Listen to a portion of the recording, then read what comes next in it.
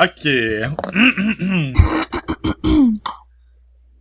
Are you ready? Yes, Yeah. I'm ready. Yeah!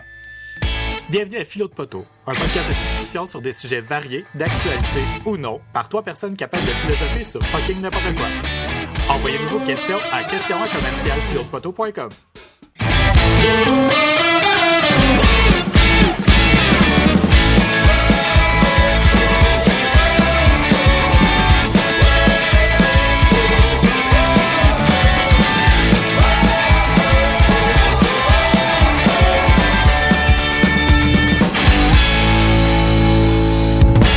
Bonjour tout le monde et bienvenue à l'épisode 8 de Philo de Poteau! Ça Ça va bien? Ouais, ça va bien tout le monde? Oui. Ça va bien, toi? Oui, super. Alors, comme d'habitude, je suis accompagné de Vanessa. Bonjour Vanessa. Bonjour. Et de Véronique. Allô? Et moi, c'est David. Allô, David? Yeah! Je sais pas pourquoi je fais des yé comme si je savais pas comment introduire l'épisode. Ben On ouais, dirait que c'est non, vraiment mais bizarre. c'est parce que genre, on dirait que c'est comme si on se faisait présenter, genre, chacun notre bord de rire, pis où fallait faire une espèce de petit son d'animal qui nous représente, parce que, tu sais, on peut pas... on peut pas rien faire comme de signes, genre, tu sais, gestuels, fait qu'on compense avec un son, on dirait. Ah, c'est ça, vu qu'on peut pas faire des babayes dans la caméra. C'est ça. Yeah, ouais, wouhou! Ah. Salut tout le monde, c'est notre façon de vous dire bonjour. C'est ça. J'espère que vous l'appréciez, on se force pour vous. Qu'est-ce Bon, qu'on fait, ben, aujourd'hui? aujourd'hui, sujet sérieux, de plus en plus sérieux. On a parlé de choses très politiques la semaine dernière, et cette semaine, on s'enfonce là-dedans Dans la encore controverse. plus. C'est Dans fou. les méandres de la politique Ta, ta, ta. et de la philosophie. Techniquement, En on effet, parle de en philosophie, non de politique. On Oui, parle pas de philosophie, on fait de la philosophie à propos des différents sujets. Haha. Ah, en effet, c'est plus juste. Parce que sinon, on pourrait bien parler de Socrate, mais je pense que ce serait plate. Hey, c'était pas intéressant au cégep, ça sera pas intéressant dans mes fins de semaine de congé. Hey, ça dépend vraiment de la personne qui en parle. Moi, je trouve que s'il y a bien une matière où est-ce que le prof fait une différence, c'est la philo. Ça peut être super, vraiment méga fascinant, comme ça peut être vraiment très plate. Je sais pas pourquoi que c'est tout le temps deux extrêmes. T'as soit le gars super plate qui se comprend juste tout seul dans son univers, qui fait des petits gribouillis au tableau, genre ouh, je suis fucké. Ou ben c'est genre quelqu'un de full allumé, qui te parle d'affaires, qui te fait penser à des choses que t'avais jamais pensé, qui te challenge dans ta façon de voir le monde, puis que là tu ressors de là flabbergasté. C'est soit ça, c'est soit un ou l'autre, tu sais. Il y a pas d'entre-deux pour la philo. Vous trouvez pas? Ah non, c'est Ouais, clair, mais il y je avait une pense prof que c'est que parce j'ai que vraiment ça prend adoré. un certain type de personnalité pour étudier en philo, pis t'as comme pas de personne balancée normale, là. Soit quelqu'un de Alors, c'est super clair. passionné, soit quelqu'un de bien fucké. J'avais une prof, moi, qui était vraiment folle, puis elle était trop cool, elle m'a vraiment fait aimer ça. Puis le prof d'après, il était blasé, mais en même temps, c'est le prof qui a réussi à, avec un, tu sais, il faisait la démonstration de c'est quoi un raisonnement logique. Mhm. Puis sa démonstration, c'était prouver l'existence de Dieu.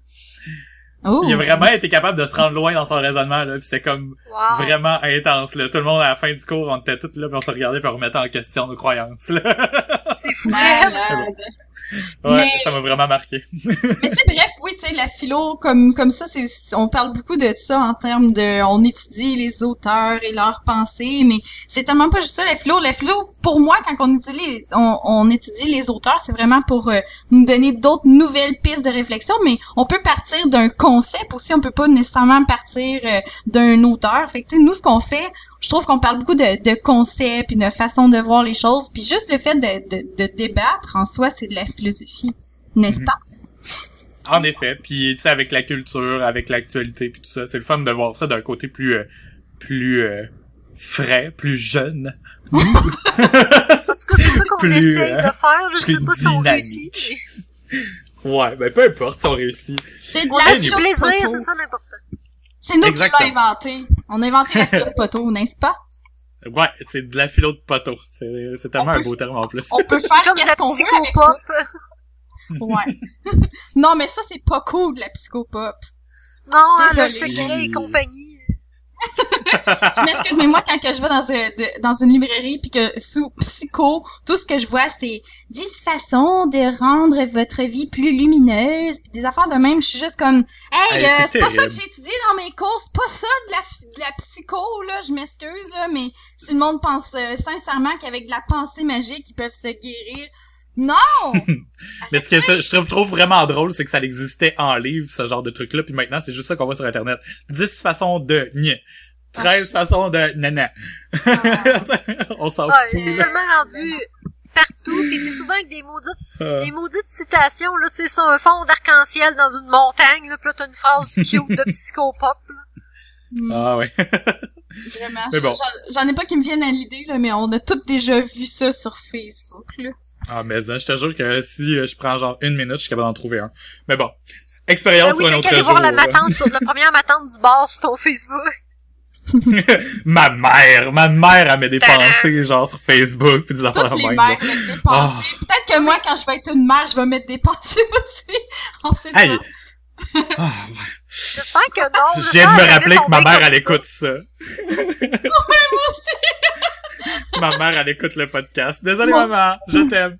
Ouais, mais Maman. c'est correct, parce que je veux dire, nous autres, quand on était au secondaire, on mettait des paroles de tunes dans nos Nick et MSN, Ah non, là. c'est clair. On n'était pas mieux. Là, ben, eux là. On autres, en a c'est parlé ça. un peu. Exactement. OK, ben, pour introduire le sujet, si on dit que c'est vraiment politique, pour introduire le sujet, il faut que je mette en contexte un petit peu les auditeurs. On est mercredi le 9 mars, le lendemain de la journée de la femme. On enregistre une semaine et demie d'avance, à peu près, là. On a comme un épisode d'enregistré d'avance. Fait qu'en ce moment, on est comme contextuel. Dans une semaine, ça sera plus tant contextuel, mais en même temps, c'est pas trop grave parce que normalement, on pousse les conversations plus loin puis le sujet reste quand même Plus loin d'actualité que pendant longtemps. l'actualité, ouais, c'est ça, De toute exactement. façon, c'est pas mal d'actualité constamment ces temps-ci, ce sujet-là, qu'on le veuille ou non. Oui. Mhm. Et le sujet est le féminisme. Mmh. C'est un gros mot épeurant, ça. Ouais. C'est ça. Le monstre qui se cache dans le placard de tous les Québécois. Bref. Ok, Ouh. c'était une belle C'est- introduction. C'est le titre de l'épisode, c'est officiel. Le monstre. Le féminisme, cache c'est dans qui le se cache dans le garde-robe de tous les Québécois, à philo de poteau. Beaucoup trop intense. Ça Ouais. fait genre édition poche avec 2 filles le matin ou de quoi de même, là. Salut, bonjour. Yeah. Ouais. OK. Ben ça, on voulait en parler, en fond, c'est qu'il y a eu une espèce de petite tollé de la part de nos amis Lise Thériault et Stéphanie Vallée, ministre et ex-ministre de la condition féminine. Oui. Ils ont toutes les deux dit qu'elles ne se considéraient pas féministes, mais plutôt égalitaires. Puis il y a comme de quoi de pas propre avec le mot féministe, mais féminisme au Québec. Ben je sais pas si c'est juste au Québec là, peut-être dans le Non, monde c'est entier, partout. dans la culture populaire d'aujourd'hui. Puis je me demande vraiment pourquoi. Tu sais, je sais même pas par où commencer tellement que j'ai déjà tout brassé ça dans ma tête, mais moi j'ai vraiment un point de vue ferme sur la question, fait que je vais vous appeler à challenger mon point de vue là, mais moi Ok. je trouve que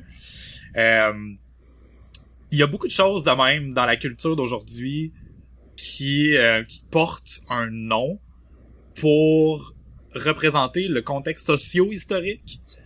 Si on peut dire, et que le mot féministe ou féminisme, je trouve que ça existe pour représenter les injustices sociales qui ont été commises envers les femmes. Puis ça, on pourra jamais le nier. Fait que ce soit féministe ou égalitaire, de la façon que tu te décris, c'est la même chose. C'est juste que je pense que aussi dans l'histoire, il y a eu une espèce d'appropriation du terme par des gens qui étaient extrémistes de ce mouvement-là, dont les fameuses femmes qui brûlent leurs brassières puis qui se rasent plus, puis qui veulent reprendre le pouvoir de la société. De toute façon, ça existe-tu de telles femmes? Point d'interrogation. Mais je pense que le terme féministe ou féminisme a toujours sa place, puis devrait au contraire être démystifié. Qu'est-ce que Mais- vous en pensez? Fait que dans le fond, tu penses que ça a été comme associé à des gens comme qui étaient un peu trop extrémistes, fait que le mot féministe a pris une connotation plus péjorative, mais si on se ramène à l'origine, ça l'était pas péjoratif. Si on enlève les gens extrémistes de ce mot-là, ben ça a encore sa place selon toi, c'est ça ton point? En gros? Oui, c'est vraiment ça. Ok, c'est bon. Ouais. Bien résumé. Ok. Bref, mais Véro, réagis. Je réagis. Avec tout ça, avec toute cette, résumé-là, je me suis un petit peu perdue en regardant mon chum qui est en train de jouer à un jeu à côté de moi, là.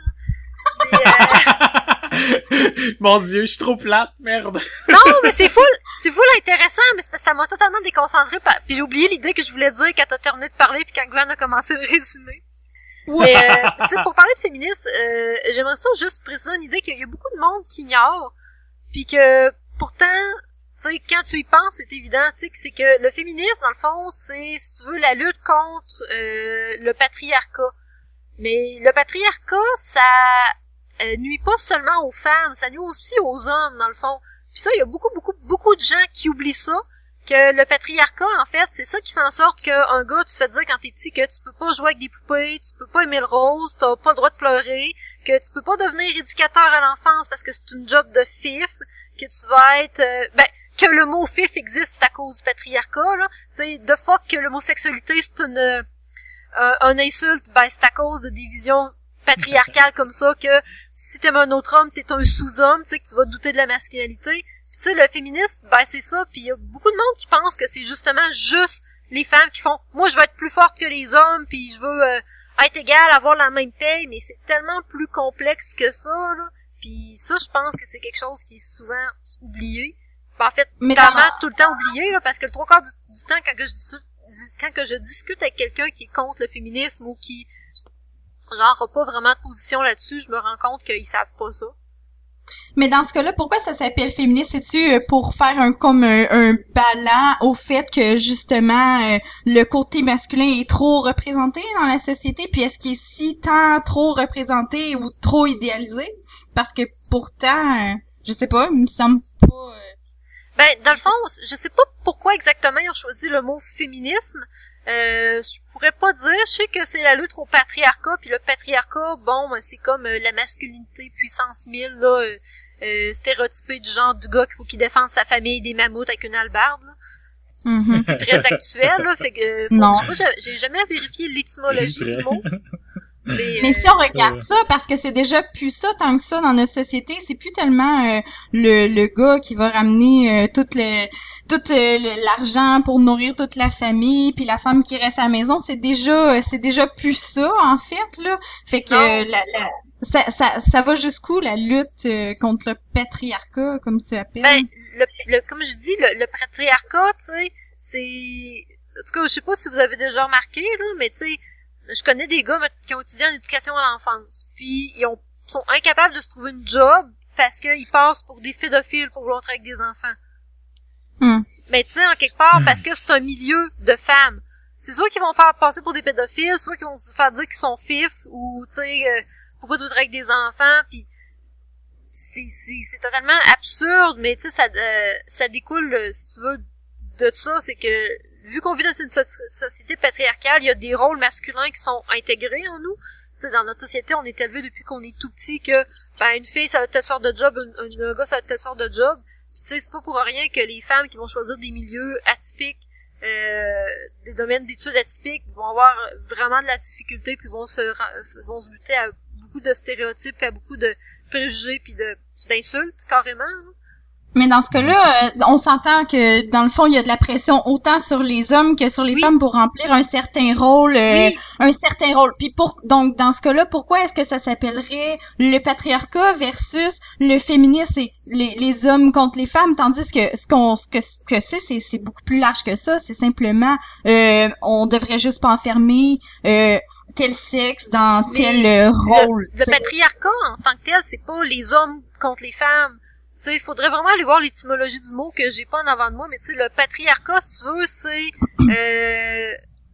mettons, si on se réfère en histoire, une société patriarcale, c'est une société où ce que les hommes sont dominants. OK.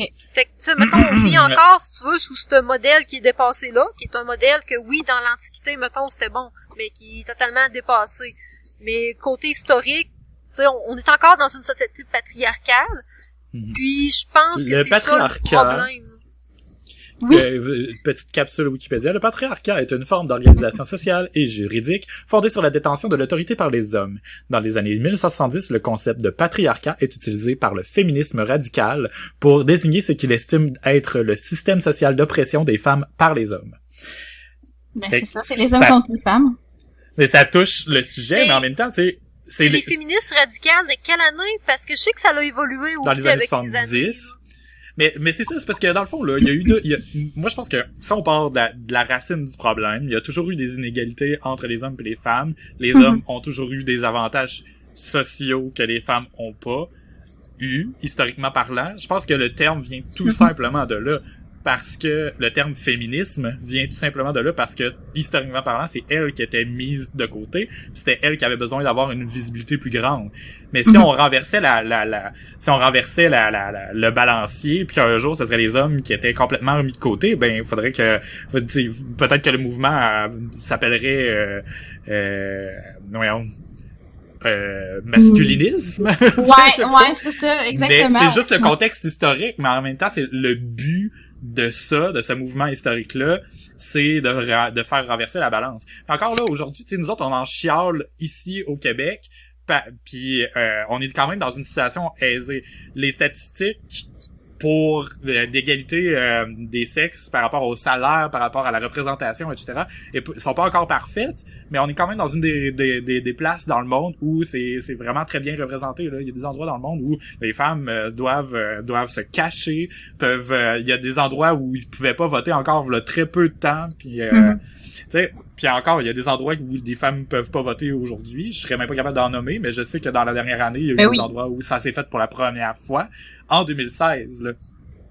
Et nous, ça fait quand même juste 100 ans qu'on peut voter, les femmes. C'est quand même drôle. 100 ans, c'est pas beaucoup, là. Fait que le terme lui-même a son sens, mais c'est historique. Fait que quand on en parle dans des débats actuels d'aujourd'hui pour donner un sens à quelque chose, là, on dirait que le terme perd son sens parce que justement, on parle de quelque chose qui est actuel. On dit, les femmes ont des inégalités, on parle de féminisme. Ben, tu sais, c'est peut-être pas le féminisme, c'est peut-être l'égalité, juste de l'égalité aujourd'hui. Mais ça, ce que je reproche aux gens qui font le contre-argument que moi, je me dis pas féministe, ben, c'est de pas être conscient de ce chemin-là vers ce raisonnement-là. Parce que, justement, ces ministres-là, elles, d'après moi, elles ont le devoir de se dire féministes ou du moins d'expliquer leur point de vue correctement quand elles font ce genre de déclaration-là. Mais elles ne le font pas. Ils ont comme une espèce de ça passe par un chemin trop inconnu, là. Moi, ce que j'aimerais savoir, c'est pourquoi on a tant peur de se mettre l'étiquette féministe. Je veux dire, c'est pas quelque chose de dégueulasse, là. Tu nommes pas néo-nazi, là, Calice, t'es féministe. C'est pas quelque chose qui est dégueu. C'est quelque chose qui est positif. C'est quelque chose qui a apporté beaucoup de changements dans la société, autant pour les femmes. C'est que, de nos jours, peut-être que oui, le mouvement a muté, comme on disait, tu sais. Peut-être qu'en 1970, c'était vraiment axé plus femmes, mais qu'en bout de ligne, le patriarcat, ben, ça nuit autant aux hommes, là. Fait que, oui, mais de toute façon, tu sais, moi, je pense que la réaction au terme vient beaucoup des hommes qui jugent les femmes qui, elles, ensuite, veulent pas s'attribuer ce terme-là. Est-ce que ça se pourrait? Est-ce qu'on est encore là en 2016? Que le jugement des hommes envers ce terme-là influence ce que les femmes veulent vraiment s'attribuer comme terme, tu sais? Oui, parce que je pense que les femmes qui hésitent à se nommer féministes, ils ont peur de ce que les hommes vont penser. Parce qu'en tant que tel, entre femmes... Puis même les autres femmes aussi, mais bon, tu sais. Ben, oui. Ouais. Puis, tu sais, en quelque part, pourquoi qu'on a peur de ce que les autres vont penser overall dans la vie, c'est qu'on veut être apprécié, mais tu sais, pourquoi on aurait peur de ne pas être apprécié pour revendiquer des droits, tu sais, fondamentaux?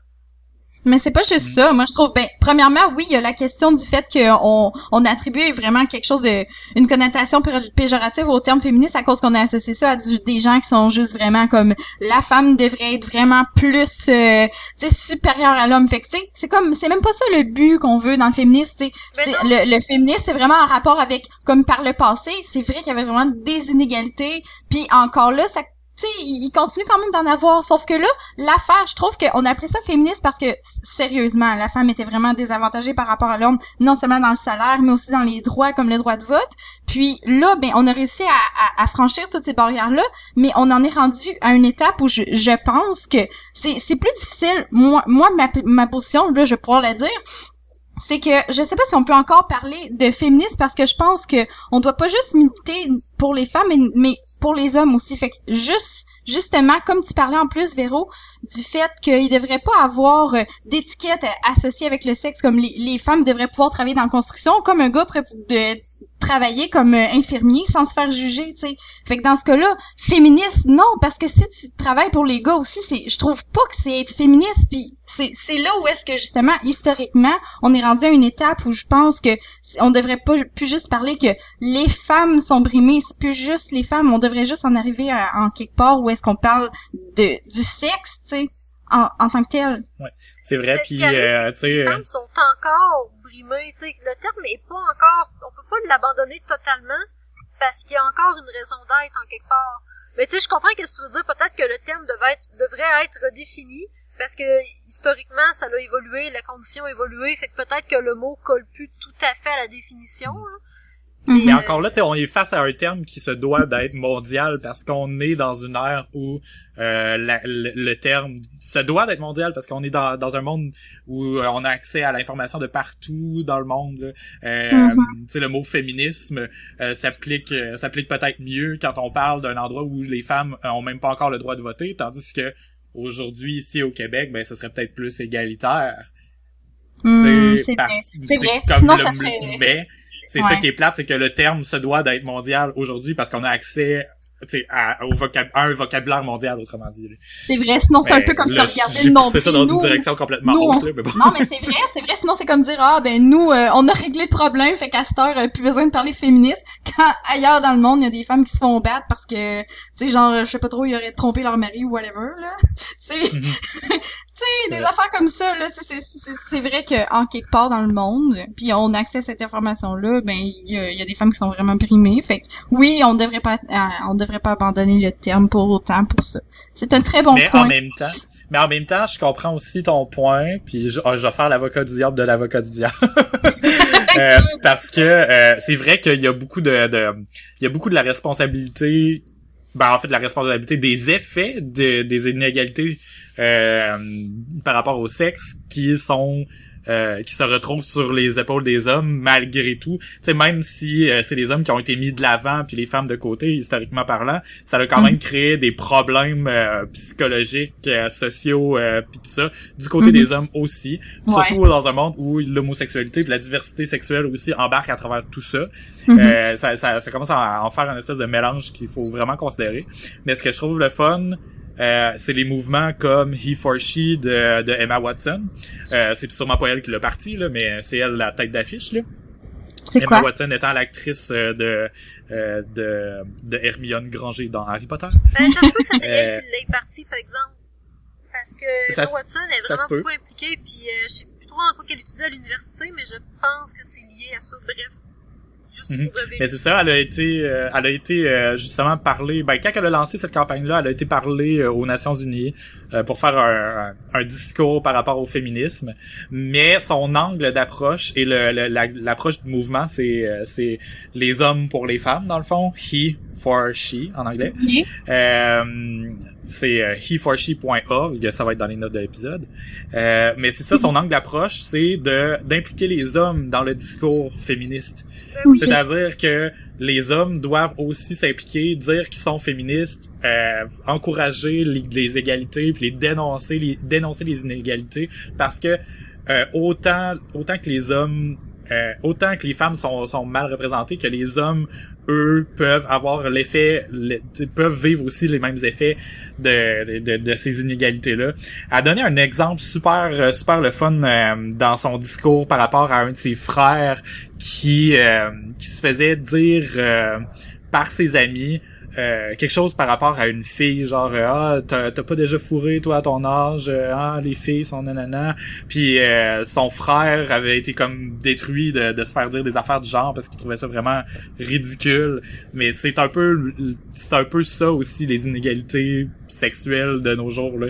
Il y a aussi, les hommes ont aussi ce genre de contre-effet là, que il faut qu'on soit élevé à une espèce de standard bizarre masculin qui a pas rapport là. Ouais, ben, c'est ça que je parlais au début, puis en quelque part, c'est un petit peu ça découle des dictats du patriarcat, parce qu'à la base, tu sais, historiquement parlant, un gars, il fallait que ça aille comme ça, puis une femme comme ça, puis c'est le fait de tout, si tu veux, mélanger les genres qui fait que autant les hommes que les femmes sont affectés par ce modèle antique-là de société, dans le fond, là.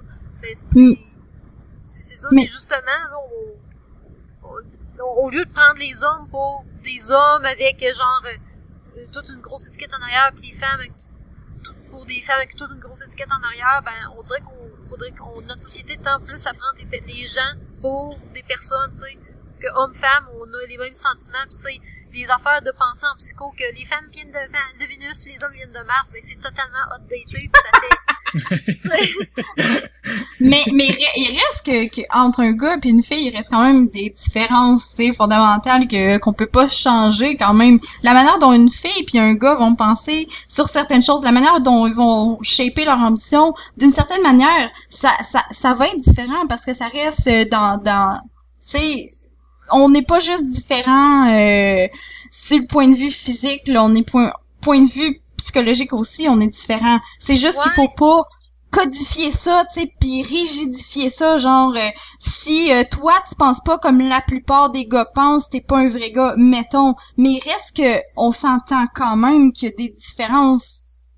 Oui, ben c'est ça que je trouve important dans le débat, c'est que tu sais il y a des gens, mettons, là, qui apportent l'argument, par exemple, Trudeau, qui a fait son cabinet de ministre à 50-50. Mm-hmm. Il y a 50% de femmes, 50% d'hommes. Il y a une grande représentation culturelle aussi. On peut le souligner. Oui, c'est vraiment très, très diversifié. Mais c'est ça, mais tu sais, il y a des gens qui disent, mais si la femme était moins bonne que l'homme pour faire sa job, tu sais. Puis là, moi, cet argument-là, tu sais, il me fait chier un peu parce que être ministre, là, on va se le dire, là, c'est une job administrative, ok?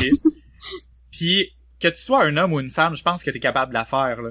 Mais c'est juste que la seule affaire qui est importante aussi comme nuance, que la plupart des cabinets ne font pas, puis que Trudeau a aussi pris le temps de faire aussi, c'est d'apporter des gens qui ont de l'expérience dans un domaine. Par exemple, quelqu'un qui a déjà travaillé qui a fait des recherches en environnement pour être le ministre de l'Environnement. Tu sais, des trucs du genre. Ça, il a fait attention à apporter des gens comme ça. Tandis qu'au Québec, le gouvernement québécois bouge ses ministres d'un jour à l'autre pour les changer de place pour aucune raison. Puis finalement, un qui travaillait à l'éducation se ramasse à travailler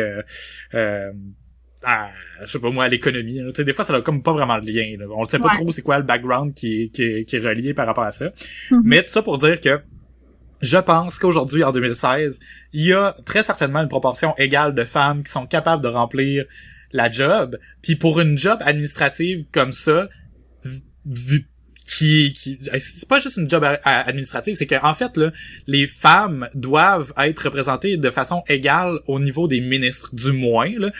Ça sera peut-être pas le cas pour toutes les jobs, mais ça c'est les leaders de notre pays puis de notre province. Faut que les femmes soient représentées. Les représentants de la population, puis la population est 50-50 pas mal, fait que c'est quand même assez normal. C'est ça. Puis quand ils ont des débats en chambre, tu sais, faut que les femmes qui ont des points de vue différents, parce qu'on a des différences naturelles entre les hommes et les femmes, ben c'est important qu'ils apportent ces points de vue-là. Puis c'est ça que c'est pour ça que je disais ça, c'est que tantôt tu disais que les hommes et les femmes ont des différences quand même. On est quand même pas des petits bonhommes des Barbies avec rien en dessous des pantalons là. Puis on a des hormones différentes, on fonctionne de façon différente.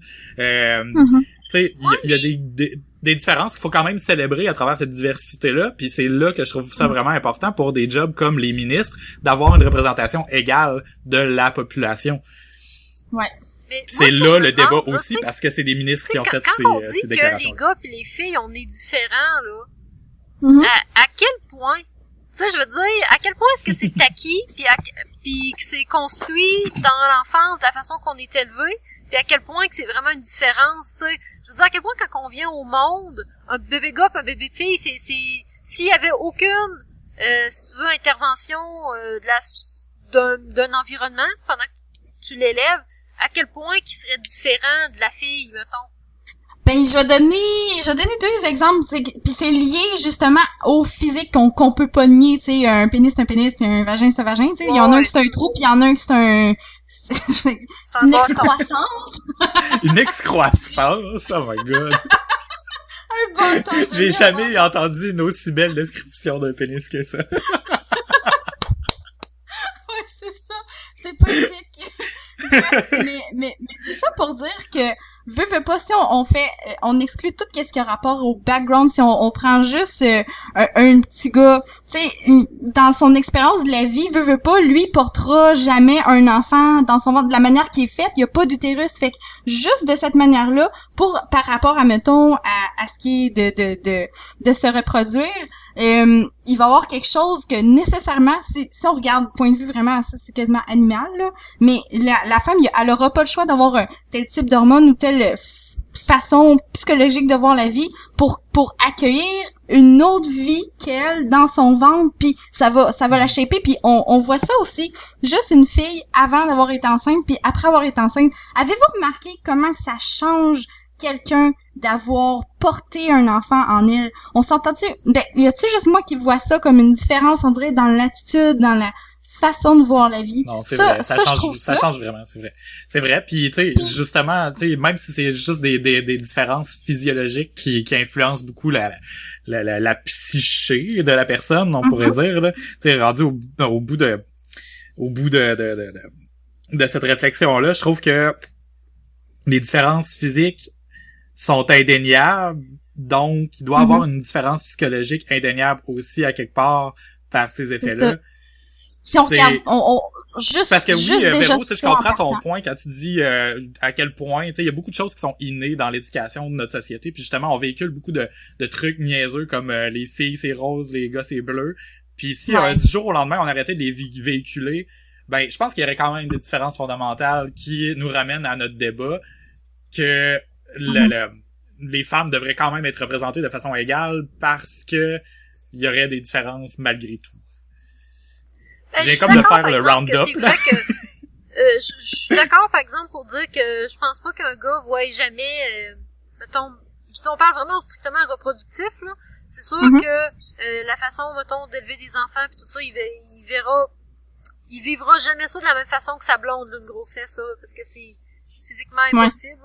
Ouais. Ça, c'est ça. Je suis tout à fait d'accord, mais tu sais, on dirait que pour ça, on dirait que oui, je comprends dans le sens élevé, accoucher des enfants, mais il me semble que le rôle d'un père, il va vivre le même développement psychologique que sa blonde pendant la grossesse, parce que faut qu'il développe un lien d'attachement à son enfant. Puis ça change les gars aussi, là. Mais reste que si on regarde dans la psychologie, ce qu'on voit beaucoup, c'est que le lien entre la mère et l'enfant va être très fusionnel parce que la mère a vraiment l'impression que l'enfant vient d'elle seulement, alors qu'on sait très bien que ça prend une maman puis une maman puis un papa habituellement, là, parce qu'à cette heure, c'est tellement, il y a une foison de trucs qu'on peut faire à cette heure pour faire des bébés, là. Mais à la base, ça prend quand même, tu sais, un spermatozoïde puis une ovule, tu sais, c'est gars-fille pour faire un bébé. Puis ça reste que c'est elle qui va le porter, puis c'est elle, avec la mère que va se faire la fusion. Reste aussi que c'est la mère qui est équipée des seins pour pouvoir nourrir l'enfant. Fait qu'encore une fois, c'est la fusion avec... Au niveau évolutif, là, les gars, c'est pour ça qu'ils ont encore des têtes, parce qu'un gars, c'est capable de lacter. T'es sérieux? Ouais, il y en a que oui, c'est vrai. Oui, un gars, c'est capable de lacter. Techniquement parlant, c'est pour ça que les hommes ont encore des mamelons. Puis c'est pour ça que, mettons, mes chats, là, l'autre jour, j'ai posé une question super conne à ma sœur. J'ai fait, voyons, pourquoi mon chat mâle, il y a des tétines? Puis elle a fait, ben ton chum, il y en a. C'est ça. Mais c'est vrai, il y a des hommes qui ont les glandes qui poussent les glandes mammaires peuvent ouais, les glandes mammaires qui poussent pareil. Faut se les faire enlever à ce moment-là, sinon tes seins peuvent grossir dépendant des hormones que t'as, là. C'est vraiment très drôle. Mais okay. Fait que ça détruit mon point, mais je voulais juste je voulais rajouter quelque chose par rapport à ça, c'est que voyons, oui, l'homme va comme évoluer aussi par rapport à ça, mais il y a comme une espèce de poids psychologique qui est de plus sur la femme pour l'appréhension de devoir faire un enfant. Puis, tu sais, ça, c'est peut-être social, encore une fois, aujourd'hui, par rapport à la culture d'aujourd'hui, mais il y a quand même quelque chose de plus par rapport à la femme qui comme, dois-je le porter? Puis l'espèce de souffrance physique qui vient avec tout ça, tu sais, en considérant ça, est-ce que, tu sais, il y a comme plus de questions puis d'appréhension, je pense, du côté de la femme que de chez l'homme, à cause du côté physiologique. Mais ce que je voulais terminer pour mon argumentaire par rapport à la psycho puis le développement de l'enfant, ce qu'on voyait, c'est que vraiment par rapport à la mère puis la fusion avec l'enfant, mais le père, il va venir être comme le troisième élément dans l'équation qui va faire plus la séparation. Tu sais, comme la mère va être le rôle comme accueillant puis rassurant, ou est-ce que le père va remplir le rôle de pitcher vers l'extérieur plus puis faire la coupure, puis c'est pas nécessairement à cause que ça va être une femme puis un homme, mais ça prend vraiment comme les deux ballants pour qu'un enfant puisse se développer de façon équilibrée. Fait que ça pourrait être autant deux femmes que deux hommes, mais ça prend absolument deux personnes qui vont chacun avoir quelque chose de complémentaire à apporter à l'enfant. Fait que, tu sais, oui, généralement, traditionnellement, ça va être un homme et une femme, mais ça peut être deux femmes ou deux hommes. Mais reste que dans la société, puis de là en découle tout le reste, ça prend comme, on dirait, deux rôles. Un rôle d'accueillir plus, puis un rôle de plus pitcher, puis de foncer. Ah, mais c'est vrai, mais dans le fond, on attribue ça aux hommes puis aux femmes, mais là, justement, tu détruis l'argument en disant que ça peut être n'importe qui. Puis c'est vrai, parce que moi, mettons, étant homosexuel, je me dis, le jour que je vais avoir un enfant, c'est sûr que les deux rôles vont devoir être comblés d'une certaine façon, mais c'est pas, c'est quasiment réducteur de dire que ça va être un qui fait la maman puis un qui fait le papa. En même temps, c'est presque ça, tu sais, il y en a un qui va être plus accueillant puis plus maternisant, puis l'autre va être plus vas-y, cours, va te péter la tête sur le bord des coins de table. Je pense que tu viens de le dire dans le fond, c'est que le fait que l'important c'est que t'en aies un qui soit plus accueillant puis l'autre qui va être plus qui va le pousser vers l'extérieur. Mais justement, c'est pas quelque chose qui va être inné à un sexe ou l'autre, parce que n'importe quel sexe peut jouer un des deux rôles en autant que les deux rôles sont là. Oui, mais à la débat pour la représentation. Mais je comprends qu'à la base c'est homme-femme parce que bon. Ça pour la représentation des sexes au niveau des ministres, dans le fond, faudrait juste qu'il y ait un test psycho, je sais pas trop quoi, là, pour déterminer si t'es de type accueillant ou aventureux. Pour les ministres. Exactement. un test de magazine cool, là, dans le fond, là. Tu réponds aux questions, pis tu sais quelle personnalité. On a tout réglé la question du féminisme et de la politique avec un test cool. ABC. Avec un petit cadeau avec du gloss, là, dans le magazine, là. Ça me rappelle tellement des vieux souvenirs. Des vieux magazines avec les Spice Girls et les Backstreet Boys dedans. Oh my god. Ouais. Mais moi, je serais curieuse de parler à un sociologue ou à un anthropologue, tu sais, par rapport à ces questions-là, parce que là, on a le côté psycho que Van elle a étudié, mais je serais curieuse de voir à quel point qu'on pourrait l'associer avec de l'anthropologie ou de la sociologie, voir, tu sais, d'une société à l'autre, comment que ça se passe, puis tellement. Fait que si on a un sociologue qui nous écoute, écrivez-nous. Ouais, écrivez-nous, sérieusement, là, on a de plus en plus d'auditeurs maintenant. Hein. Si jamais il y a des gens qui voudraient s'impliquer dans la conversation, envoyez-nous vos questions, vos commentaires à questions@philodepotteau.com. Sinon, laissez des commentaires sur nos posts sur Facebook ou sur Twitter. Shameless plug, là, on veut vraiment avoir plus de points de vue que ça. Tu sais, moi, Véro pis Van, on le dit souvent, on est des amis, on va souvent avoir le même point de vue ou s'encourager dans le même point de vue, mais si on a des gens qui viennent nous brasser un peu nos débats, ben ça va nous aider à avoir une réflexion plus équilibrée. clair. Voilà. C'est clair parce qu'on chemine bien plus avec du monde qui ont des points de vue contraires à nous, puis qui sont respectueux dans la manière de le faire aussi, parce que ça sert à rien de s'engueuler, puis de juste parler avec l'émotion. Comme j'ai parlé dans un autre épisode, justement, là, les super fameux débats Facebook full émotif à fond. Mais moi, ce que j'aime vraiment, c'est de débattre avec quelqu'un qui a un point de vue complètement opposé à moi, mais qui me semble aussi valable de la manière qui est présentée, puis qui challenge le mien, juste pour voir à quel point je peux pas juste changer de point de vue finalement en me laissant convaincre, parce que je laisse tout le temps cette ouverture-là, sauf quand quelqu'un me donne genre une pelletée de sophisme à manger. Ça, j'aime pas. Une pelletée de sophisme à manger! Je me demande qu'est-ce que ça goûte. Wow. Ouais, d'ailleurs justement le chef d'Option Nationale a fait une vidéo il fait des vidéos souvent pour présenter les comment argumenter, des trucs justement par rapport à la philosophie, puis les débats rationnels, etc. Puis justement, il a fait 2 vidéos par rapport au sophisme. Son deuxième, c'est les sophismes numéro 2, la caricature. Il explique c'est quoi une caricature, puis c'est par rapport au débat féministe, justement. Il a comme exposé son point de vue par rapport à ce que les deux ministres, la ministre et l'ex-ministre de la condition féminine ont exposé comme truc. Fait qu'il a vraiment présenté ça de façon super intéressante. Il explique c'est quoi le sophisme, puis après ça, il dit des statistiques par rapport au féminisme. On salue d'ailleurs Sol Zanetti. On le salue. Ouais. Hey, je m'excuse, là, j'ai vu vraiment souvent, mais je savais pas son nom avant de le chercher. J'ai comme fait un saut, voyons, ça se peut pas que ce soit ça. J'ai comme continué ma recherche. C'est vraiment un nom spécial. Mais je trouve ça cool, ça. C'est comme soleil. Ouais, Sol Zanetti. Mais en tout cas, j'aimais le lien pour les auditeurs dans les notes de l'épisode, pour que vous puissiez aller vous éduquer par rapport à ce genre de trucs. Sinon, les filles, laissez-moi vous annoncer que on approche de la fin. Déjà, je le sais. Cette semaine, on a décidé d'introduire un nouveau segment, si on veut, au podcast. C'est nos recommandations de la semaine. Ça peut être une application, ça peut être un jeu vidéo, ça peut être un livre, ça peut être un film, une pièce de théâtre, etc. Peu importe. Un objet même, si c'est ton objet préféré de la semaine. Ton obsession du moment. Qu'est-ce que c'est aujourd'hui? Cette semaine. Fait que moi, en fait, je vais laisser commencer les demoiselles en cette presque journée de la femme. Pitch-nous dans ça, je sais même pas quoi dire. Allez, vas-y Véro. Vas-y Véro. Ok, moi dans le fond, cette semaine, la grosse nouveauté que j'ai faite, c'est que j'ai joué à Minecraft Story Mode, qui est quand même sorti il y a une couple de mois. Fait que je vous dirais que c'est mon jeu vidéo de la semaine.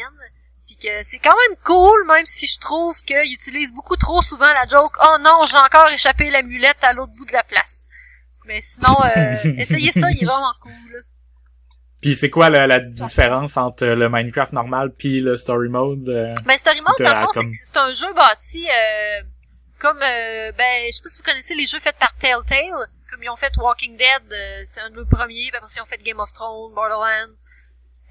C'est des jeux où ça ressemble à un film interactif, c'est que tu fais tes choix, puis c'est toi qui vas shaper l'histoire selon ce que tu choisis.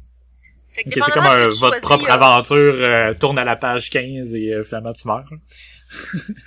Oui pis non, là, c'est quand même plus interactif qu'un livre dont on est le héros, là, parce que t'as du temps pour faire les décisions, pis y a des gens qui meurent. Ça, c'est tout le temps le fun. C'est tout le temps excitant. Fait que c'est ça, fait que dans le fond, c'est que les graphiques, c'est Minecraft, tout le monde est carré et cubique. Pis, c'est juste les graphiques. C'est ça, non, ça se passe vraiment dans l'univers de Minecraft. Mais tu sais, Minecraft à base c'est un jeu de Lego, là, fait qu'ils ont comme inventé une histoire. Ok. C'est super cool. Puis, voilà.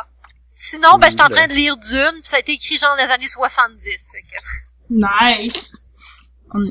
C'est quoi l'histoire de ça d'ailleurs? Dune, c'est un film, ok? C'est un film qui est pas très très excitant, mais qui est vachement iconique parce que c'est cité partout. Dune. Puis moi j'ai jamais vu le film. Puis j'ai décidé de lire le livre parce qu'il y a un de mes amis qui me l'a prêté.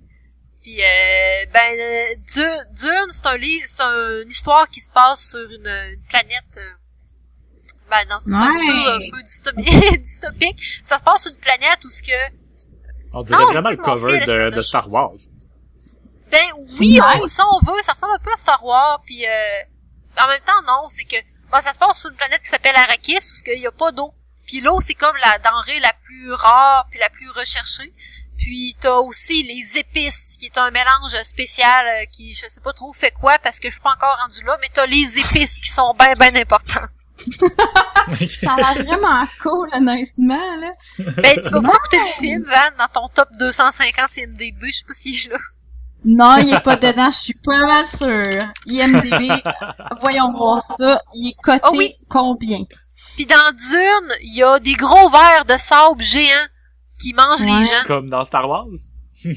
Oui, puis comme dans Betelgeuse. Mais je suis pas sûre que Dune précède Star Wars, par exemple. Rumeur pop culture à Betelgeuse 2. Oui. Ah ouais? C'est vrai, ouais. Cool. Ouais. Après tout ce temps. Winona Ryder. Ouais. Avec les mêmes acteurs. Après tout ce temps, non. Pour vrai?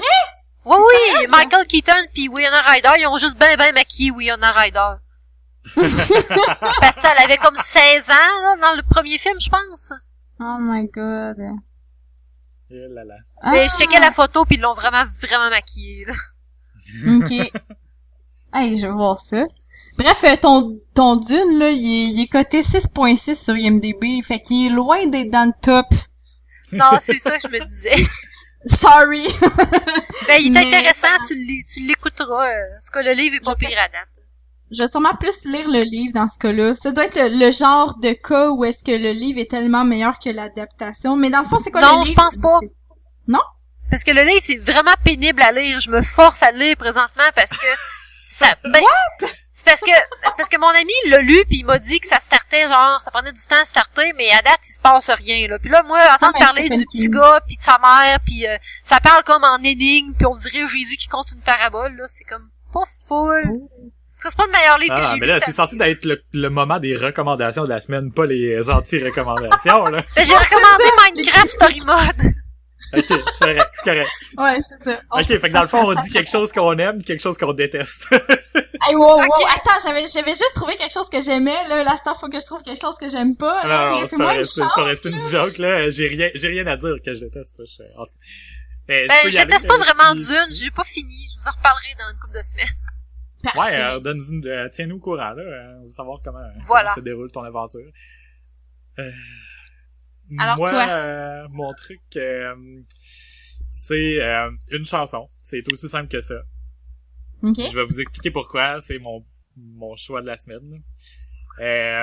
La chanson que tout le monde a entendu jusqu'à maintenant. Elle est à la radio, tout le monde l'a entendu. C'est Stressed Out de 21 Pilots. Et je vais mettre un extrait ici.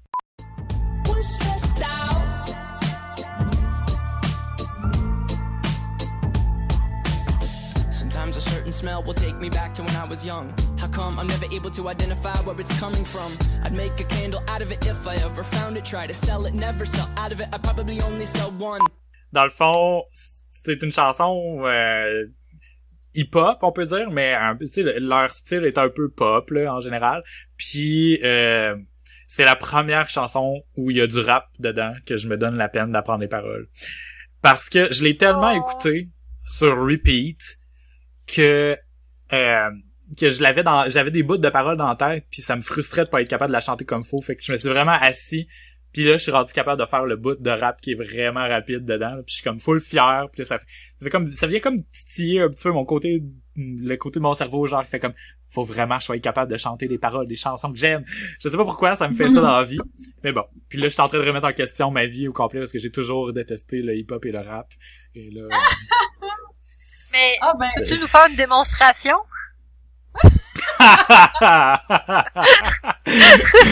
Oh boy.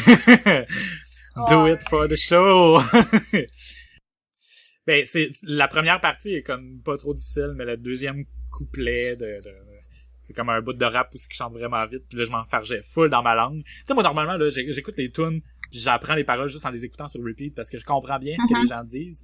Là je comprenais bien ce qu'ils disaient, mais j'étais juste pas capable de l'articuler. Fait qu'il fallait vraiment que j'aille me pratiquer genre pour être capable. Ça m'a trop frustré. Mais maintenant je suis rendu capable.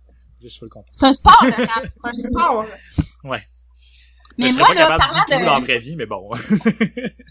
Mais parlant de tunes populaires, là, moi, je dois avouer, là, tu sais, là, la tune, là, de Drake, là, tu sais, Call Me on My Cell Phone, là. Tu sais, là, Oui. la tune, là, tu sais, là, la tune qu'il danse vraiment crissement mal, là. Tout le monde a ri de ça sur Internet, là. Ben, moi, j'étais allée voir le Vidéoclip dans les vrai notes de vidéo, puis je l'ai écouté au complet, puis j'ai ri tout le long à cause de ses moves de danse. Mais la tune, je la trouve bonne. Oh my Voyons. god, Dan! Pour de vrai. Je sais pas Je l'ai pourquoi. Je l'ai trop entendu dans des memes ou des parodies, je suis plus capable de l'écouter normalement, là. Je pense que je l'ai jamais écouté à part dans des memes. Genre, rien que le bout du refrain, là, que j'ai en tête, mais sinon, j'ai jamais écouté ça. Elle est bonne! Pour vrai, je l'ai entendu à la radio, puis j'étais pas capable de changer de poste, puis c'est mon petit plaisir coupable. Mais c'est pas ça ma suggestion, là! Wow! Laissez-moi au moins une vraie suggestion digne de ce nom. Moi, j'ai réfléchi pendant que vous étiez en train de parler. Et ma suggestion, moi, ça va être... je voudrais parler d'une boutique de thé que j'adore à Montréal. Ma suggestion de la semaine, moi, ça va vraiment être la boutique de thé à Montréal, Camellia sinensis, qu'elle s'appelle. Ça, c'est genre le nom savant de la plante qui sert à faire le thé. Bref, moi, j'ai connu ça, c'est vraiment bizarre. Je lisais toutes sortes de livres sur le thé à la bibliothèque, puis il y avait un livre de thé qui était fait par la maison de thé Camellia sinensis, qui est située à Montréal. Puis ça fait genre des années que je voulais aller visiter la petite boutique. Finalement, je suis allée puis j'ai vraiment capoté. C'est pas style David City, c'est vraiment c'est pas des mélanges de thé full fruité ou aromatisé, tu sais, c'est bon David City là, mais c'est tellement pas pareil. Ça c'est vraiment juste les feuilles de thé, mais ça va être juste la manière dont elles ont été faites, tu sais, thé vert, thé bleu vert, thé noir, oolong, tu sais, toutes ces affaires là. Bref, qui viennent de toutes sortes de régions. Ce qui est vraiment cool avec la maison de thé Camellia sinensis, c'est qu'ils vont se promener, ils vont aller en Inde, en Chine, au Japon, puis ils vont aller voir directement les producteurs de thé, puis ils vont se mettre chummy avec eux autres, puis après ça, ils vont importer directement de ces producteurs-là jusque dans la petite boutique à Montréal. Fait que c'est vraiment Il y en a une à Québec cool. aussi, si je me trompe pas, me semble. Ah, c'est vrai, ça je savais pas, mais j'étais allée à Montréal puis tu sais ça l'a parti à Montréal là. Puis ce qui est cool aussi c'est qu'ils font des livres qui sont super bien documentés avec des super de belles photos de leur voyage directement, puis c'est ça. Tu sais, moi j'ai tombé en amour avec le livre, puis après ça j'ai tombé en amour avec la boutique, puis j'étais allée les voir, puis je leur ai dit, puis ils avaient l'air full contents là, mais vraiment c'est quelque chose à découvrir. C'est donc bien cool. Bon. Ah, c'est cool ça. Du bon thé. J'en ai tellement acheté quand que j'étais allée. En plus, là, j'étais là, tu me donneras ton... c'est genre du pu'er, là, c'est du thé qui est fermenté, fait que ça a une certaine valeur nutritive en même temps. Puis c'est du thé qui est là depuis, ça fait je sais pas combien d'années. Puis tu sais, ça prend un certain goût avec l'âge, là. C'est super bon. Moi, ce que je trouve, là, c'est que ça ressemble à... Ça goûte un peu comme les légumes racines, comme les betteraves. Ça vient rechercher ce petit goût-là que tu t'attendrais pas à le goûter dans du thé, mais c'est super bon. Puis j'ai acheté un oolong aussi. C'est le fun avec les oolongs parce que tu peux les infuser plusieurs fois, puis ça va te refaire ça va tout le temps goûter après plusieurs infusions. Puis là, la fille, elle a vu que j'ai acheté en plus un livre, là, elle était full contente, là. Puis là, elle m'a donné full d'échantillons de thé, fait que là, j'étais full contente. Oh, Elle dit, cool. tu dégusteras ça en lisant ton livre. Là, j'étais full contente, là. Le gros amour avec cette Badass maison. au bout. C'était ça ma suggestion. Bon, ben merci à tous de nous avoir écoutés. C'est la fin de l'épisode. Vous pouvez retrouver les notes de l'épisode à philopoto.com /podcast /8. Oui, 8, épisode 8, oui. Si vous voulez nous envoyer des suggestions de sujets ou des questions, vous pouvez nous envoyer ça à question@philopoto.com ou nous suivre sur Twitter ou sur Facebook. Véronique est à botlaser sur Twitter.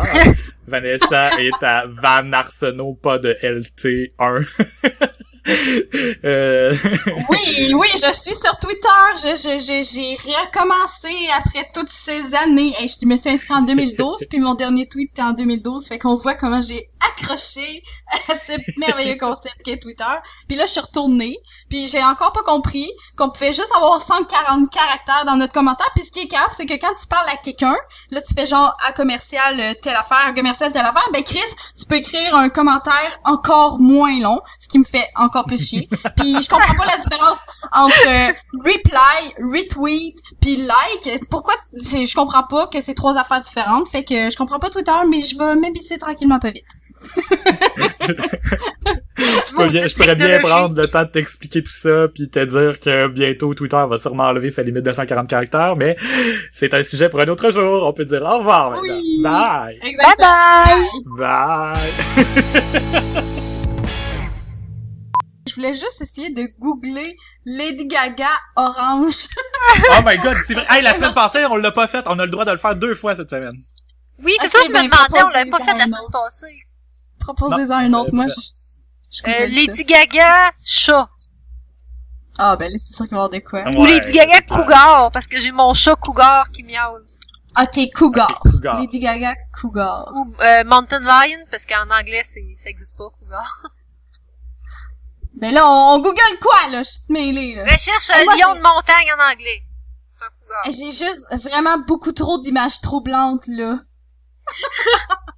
Ok. C'est quoi, Bon. ça? Attends. Je pense qu'on vient de frapper un mur, là. Mountain Lion, Lady Gaga, moi, j'ai pas grand chose à part des cougars qui Ben, ont cougar, des malformations. Cougar, moi, j'ai trouvé quelque chose d'assez... Ça n'a pas rapport avec un cougar, mais c'est vraiment assez impressionnant. C'est genre, elle a des cheveux comme de barbe à papa, pis elle est comme tout nu. Oui, pis elle Oh a my comme des God. petites taches. Je sais pas, De là, barbe mais à je vais vous papa. montrer ça. Tu veux-tu dire genre Ah, mais vraiment t'as frisé? pas, plus bas, t'as Lady Gaga habillée en chat, avec un casse, avec un casque carotteux, ben, un casque format peau de léopard. Je vois même pas la même chose que toi, moi. Je suis pas sûr, moi non plus. Mais t'as Mets pas, je le vais te lien dans, l'envoyer. dans la conversation. Attends, moi, je vais vous montrer ce que j'ai. Moi, c'est quand même assez beau, là. C'est genre... Attends, je vais vous montrer ça. Checkez ça. C'est vraiment Lady Gaga barbe à papa. Vous la voyez-tu? Oh my god, on aurait dit Nicki Minaj, mais c'est vrai. Oh! C'est vrai. Puis Lady Gaga orange, ça donne plein d'affaires, mais c'est pas très drôle. C'est juste la couleur, Fail. ouais. C'est comme pas le fruit. C'est juste là. la couleur. C'est marqué fruit, Orange pour voir. juice. Moi, je vais marquer une... Ok. Ouais. Je t'en ai envoyé un par Facebook, parce que j'étais avec mon sel. Oh my god! Ça a l'air tiré d'un film des années 90. Ouais. Genre non, mais un film genre de porn des années 90. Oh my god.